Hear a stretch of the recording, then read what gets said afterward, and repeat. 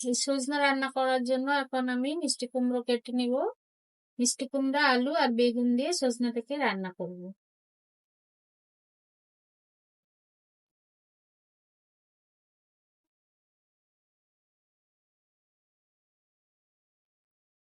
তো তোমরা সজনে ডাঁটা কিভাবে রান্না করো সবাই কমেন্ট করে বলো। আমি এমনি রান্না করব, শুধু লবণ হলুদ দিয়ে, কাঁচা লঙ্কা চিড়ে। কেননা আমার সর্ষে বাটা খেলে একটু গ্যাস হয়ে যায়, সেই জন্য আমি সর্ষে বাটা দিব না এর মধ্যে। এরকম ছোট ছোট করে কেটে নিব কুমড়ো গুলো, আর বেগুন দেবো, আলু দেবো।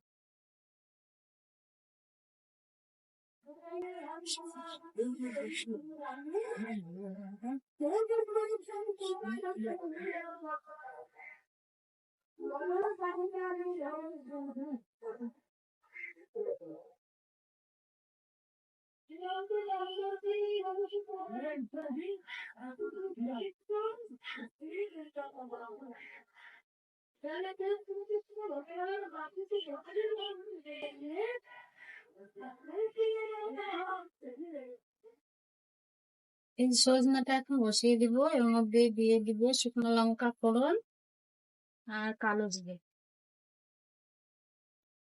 কালো জিরে আর শুকনো লঙ্কা পারফেক্ট করে ফেলছি। এর মধ্যে দিয়ে দিব এই কুমড়া, আলু আর বেগুন।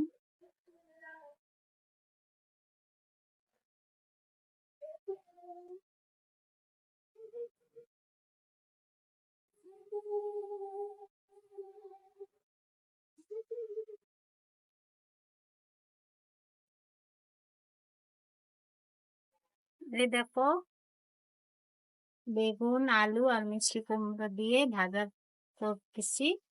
এর মধ্যে এখন এই যে সজনে ডাঁটা গুলো দিয়ে দিব।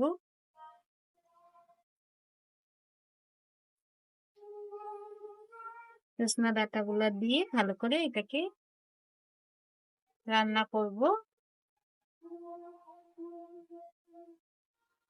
আমি এইভাবে সজনে ডাঁটা রান্না করি, তোমরা কিভাবে রান্না করো অবশ্যই কমেন্ট করে বলো। এর মধ্যে এখন দিয়ে দিব লবণ, হলুদ।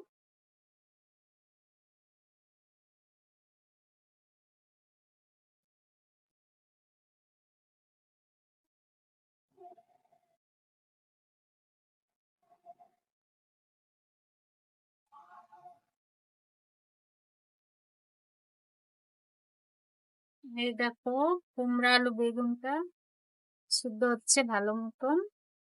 এবার এর মধ্যে একটু জল দিয়ে এটাকে ঢেকে দিব।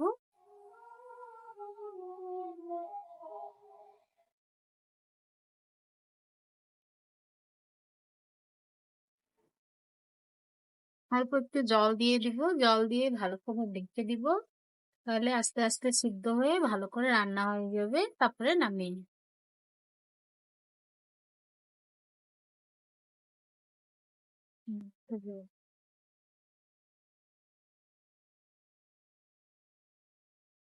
তো এইভাবে আমি এই সজনা ডাঁটাটা রান্না করলাম, তোমরা কিভাবে রান্না করো বলো। এই দেখো, আমার সজনা ডাঁটা চচ্চড়ি হয়ে গেছে। এখন এটাকে নামিয়ে দিব। বাই বাই, আবার দেখা হবে নেক্সট ভিডিওতে। ভালো থেকো, সুস্থ থেকো, টাটা। আর হ্যাঁ, যদি ভিডিওটা ভালো লাগে অবশ্যই লাইক করে দিও, কমেন্ট করে দিও আর শেয়ার করে দিও।